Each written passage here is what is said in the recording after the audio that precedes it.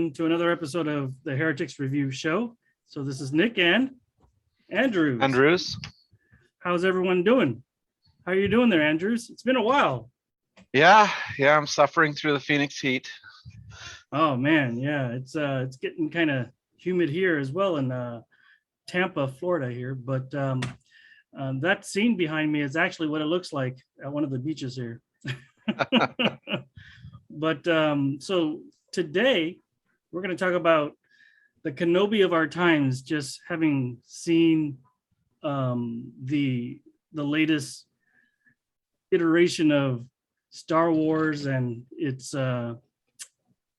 continuity, or I guess discontinuity problems. And we'll get into that. But I titled this "The Kenobi of Our Times" because it is really, it's really sad what has become of Star Wars in 2022.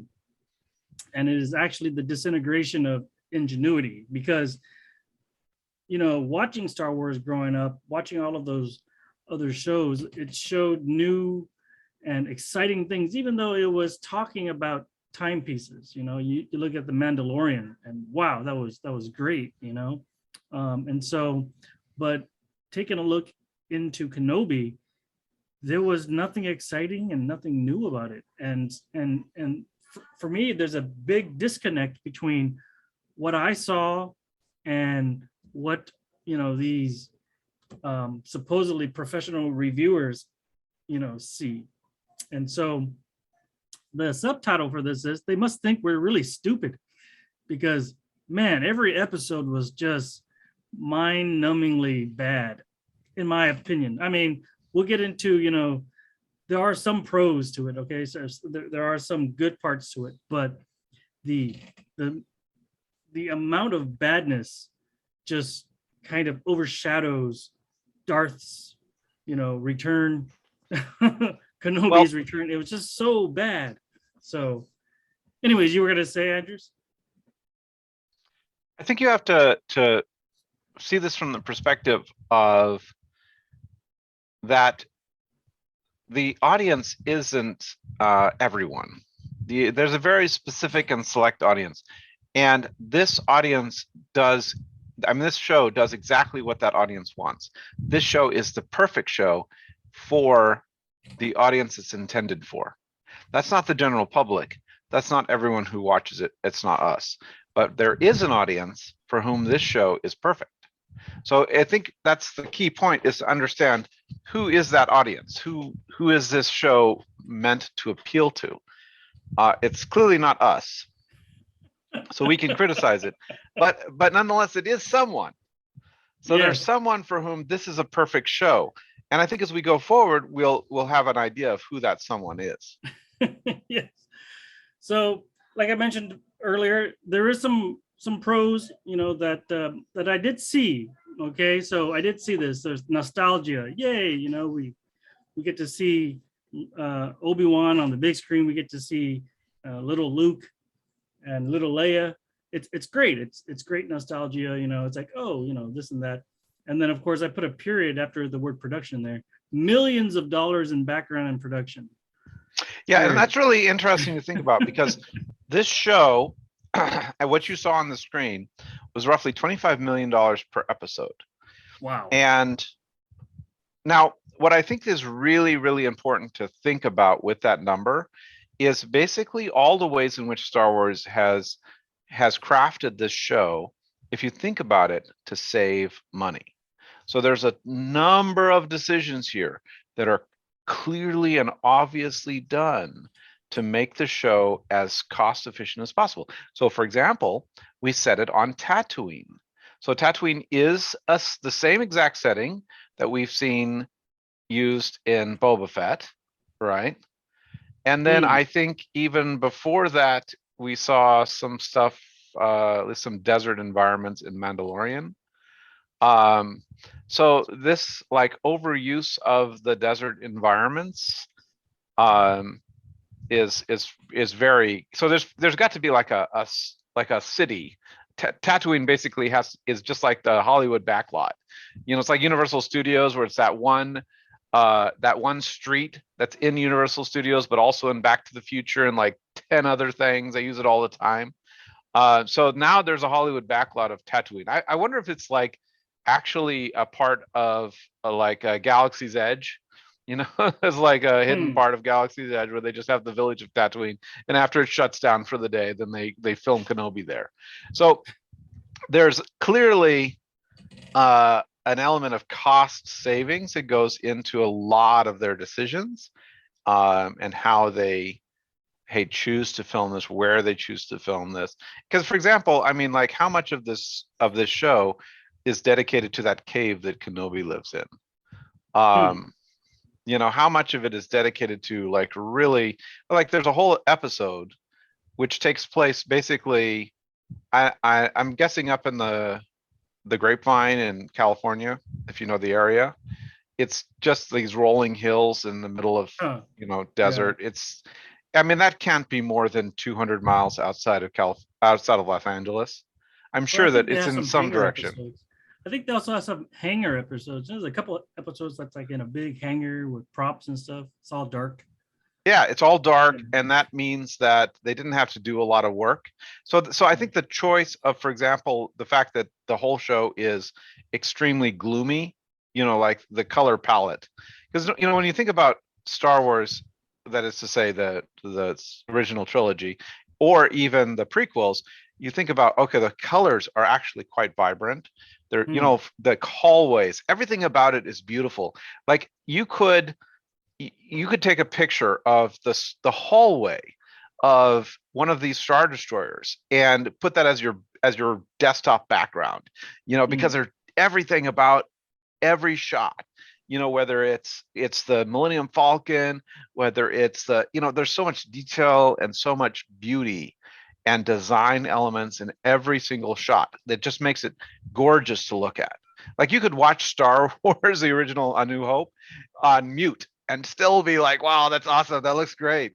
And this is just gloomy darkness, but they do that on purpose, because if it's gloomy and dark and we can't really see things, then we don't have to put a lot of thought into how it looks. It's kind of like, if you think about, if you go to Disneyland, Space Mountain, right? It's the one with all, you ride it in the dark and there's stars, you know.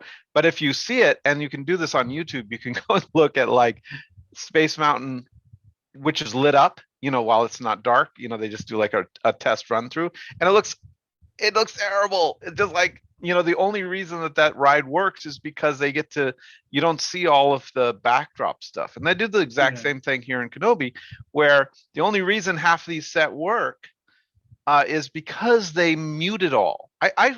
I would even bet that they go in and digitally do that. They're like, oh, wait a minute, we can see some of the, you know, someone's soda that they left in this scene. Can we just make that part really dark, and then you can't see it? Yeah.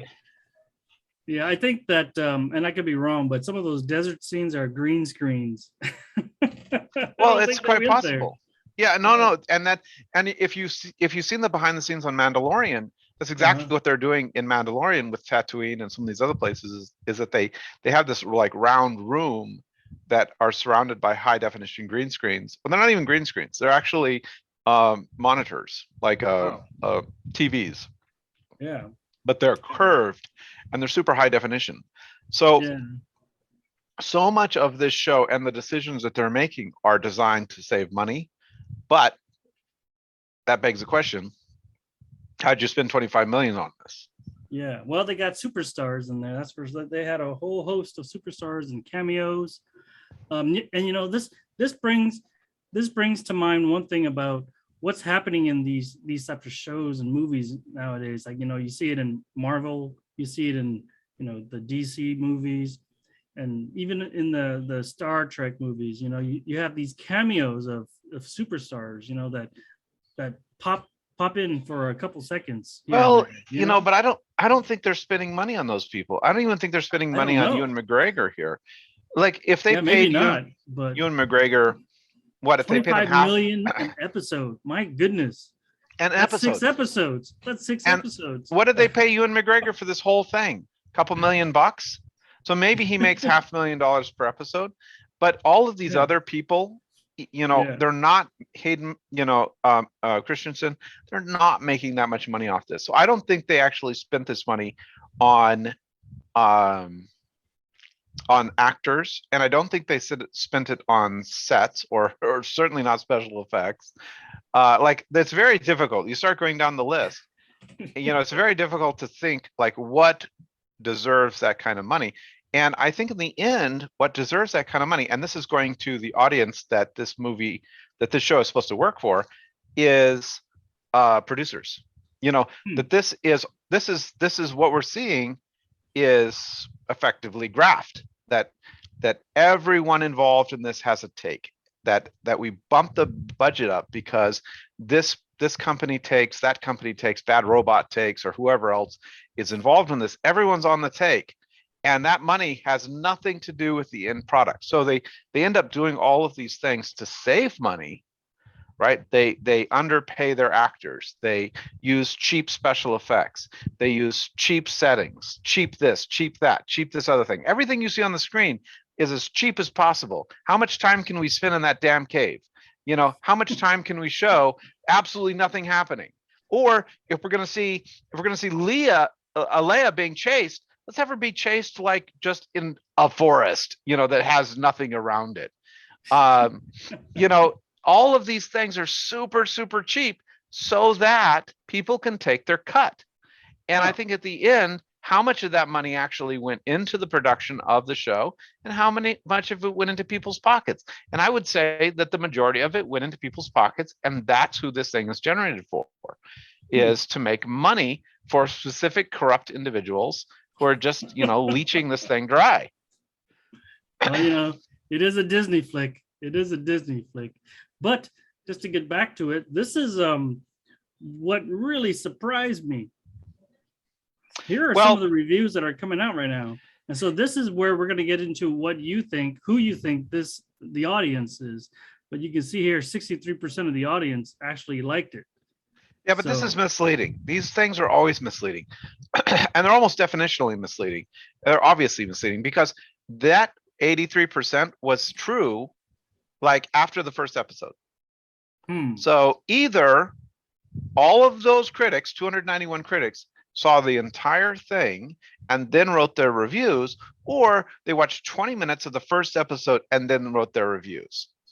So I'm banking on the first one, that I'm sorry, the second one, that they are just seeing like 20 minutes, they're watching it on fast forward. Who knows? It's their job. They just zip through it, they write a positive review, everyone's happy. You know, This guy are right they here, this first review right here, he actually mirrored my own thought about it. The first episode was a bit boring in my opinion. That first, I gotta say, man, I know that you probably had a different opinion on the first episode, that you really liked it, but for me, that episode was so slow. I mean, I had to watch it. I fell asleep the first two times trying to watch it. you know I I wanted to finally like got it. through it. I finally I got through it. I wanted to like it, and in the end, I Uh-huh. agree with you. It's more because the entire series is conceptually flawed. They make it into a mockery, and this idea of broken Kenobi. It's an interesting idea. I didn't know where they were going to go with that. Like he's just this broken little man, but it really doesn't work. And especially doesn't work as the series progresses. I thought maybe there were some avenues that they could pursue on that, but it just gets worse as it goes along. Yeah, it was I actually gave it some hope after the second episode, where there was some action. There was some action in the second episode. But Well, but if you think yeah, this about is still the first episode here. all of this, it's difficult to meld this Kenobi with the one that occurs in the prequels. The one who's a general of, the Republic, back before Palpatine took over. Yeah. That's a really thing. And I thought maybe they were going to go into some kind of a character study that kind of showed how that happened. But in the end, they have this incredible jump, which is the last time we saw Kenobi, he is a Jedi Master. And this time we see Kenobi, what is he? You know, he's certainly not a Jedi Master. And what just happened is he just like over 10 years or however long it was, he just kind of like forgot. He just, I mean, I don't think that's, or you know, I think the other thing they could have done is go more into like this cutting off of the force thing, so he couldn't be tracked. Maybe that's something that was a thing. But they Yeah. didn't really give you enough with that to make it work, you Yeah. know? I noticed that what they did do, it's kind of correct and incorrect at the same time, but what they did do right was the amount of dialogue. Now you have the extreme where there is no dialogue, and then the other extreme, like in every Star Trek episode in the new shows these days, it's too much dialogue. You know, like they could be in the middle of a life and death situation, and they're talking about their feelings. Okay, this is what you see in the Star Trek episodes. Now, every episode, they overly talk. They talk too much. It's unrealistically verbose. But here in Kenobi, you want him to say something, but he doesn't. The he doesn't say anything. And the only person that actually really talks a lot is Leia. She's like what, Yeah. 10 years old or something. That's a lot. That's a lot of. She's a great actress. I mean, 10 years old to talk that much and to Uh, have it so natural. It's pretty cool. But man, there's no dialogue that is worth anything in the Kenobi series. So I mean, what I can't. There's not one memorable like discussion between anybody that I can remember. And can you? I mean, do you remember any dialogue that is?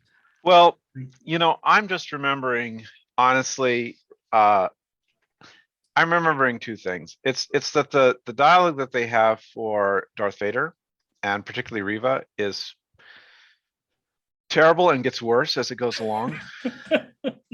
Because if you talk about someone talking too much, that's Darth Vader. So Darth Vader is not really known as a talker, No, except he's in not. this.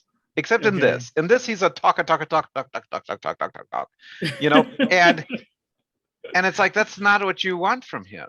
You know, Yeah. like that whole thing where he goes through and is like, "I'm mad at you because you let him get away," and then fast forward 20 seconds. Good job. I'm making you the Grand Inquisitor. It's like you know, you remember this scene where he like with Captain Nita or Admiral Nita, whichever it was, like, you know, apology accepted. It's like that kind of like very curt, you know,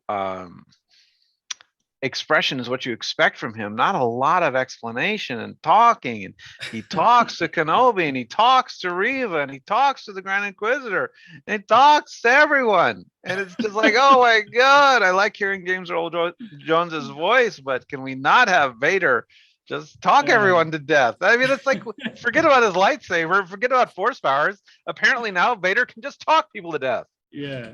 So basically,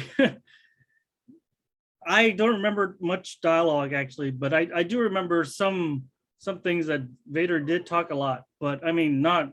I mean, a lot is relative. Well, you know what's relevant here is what happens in Empire Strikes Back, Mhm. in the Cloud City of Bespin, where Han Solo is captured, right, and then tortured by Darth Vader. And the line that Harrison Ford comes up with after that happens is he didn't even ask any questions. You know, Just that's tortured me.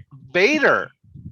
And so, you know, this honestly, the part where it truly started getting preposterous, you know, episode 3 was obviously just awful, and episode 4, it just I couldn't anymore. It was just like too much, because number one, you have to believe that the planet of Alderaan, you know, entrusts like resistance secrets to a 10-year-old.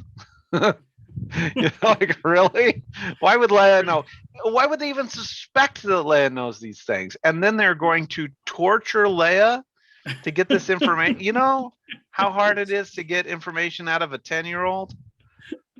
You Yeah, know, that's like I mean, there's nothing I can say about that. I mean, episode 2 to 4 is basically she gets captured, tortured, and escapes somehow yeah. through this tiny little hangar.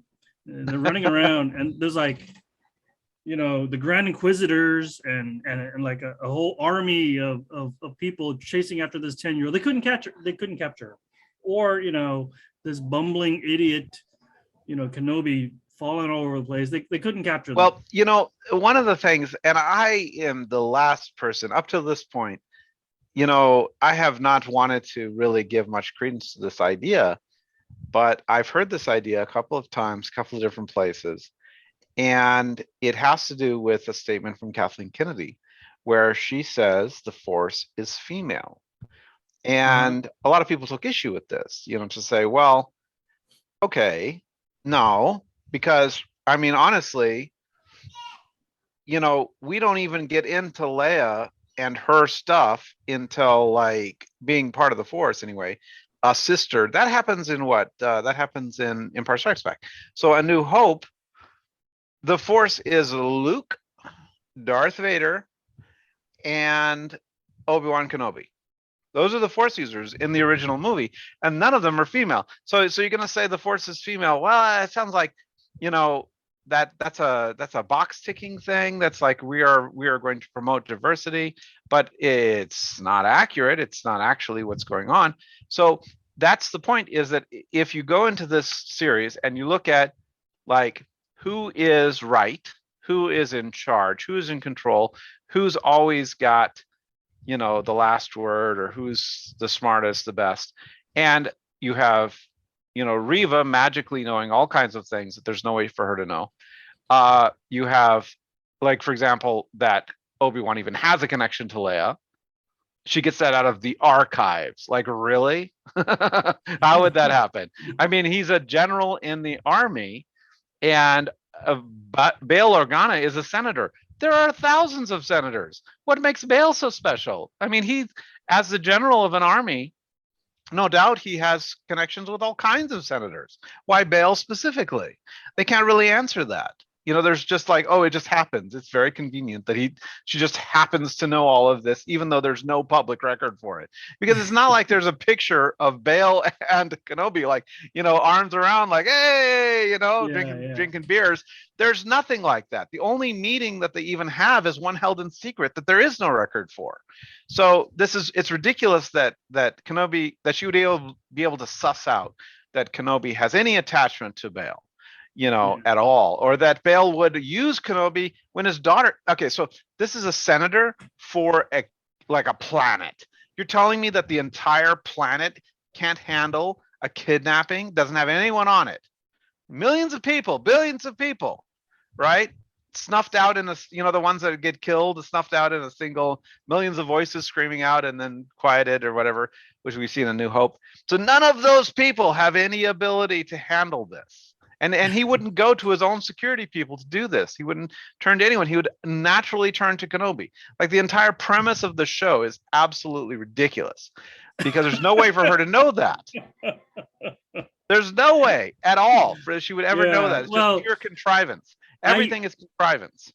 I didn't understand what the whole torture thing was about, actually. Like what was the whole purpose of it? And so now you've actually made it clear to me that they were trying to figure out what she knows about Kenobi, which means, I mean, they kind of messed up on that, huh? I mean, what does this 10-year-old from a planet know anything about Kenobi? Nothing. She knows Yeah, nothing. she knows She nothing. knows nothing. If And I anything, mean, if anything, think she about knows the more about Vader, think her about the father. contrivance necessary for this. So for her to be kidnapped in the first place, they have to send mercenaries to Alderaan to kidnap the senator's daughter. They have to know that the senator's daughter it's even possible to kidnap her. Like, for example, let's just use a similar example here, because Bail is almost like a presidential figure, like he's a very important figure.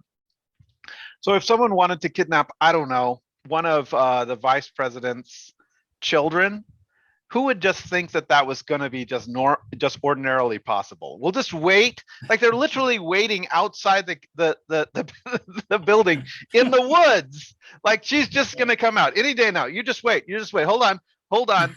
The senator's daughter is going to be out here by herself any moment now.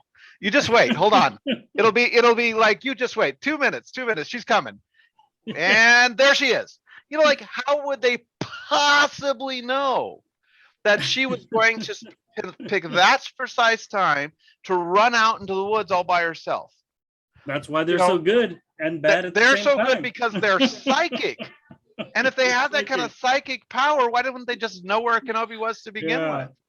So not much happens between there, and then of course we get to episode 5, which is hold on though. I gotta say this.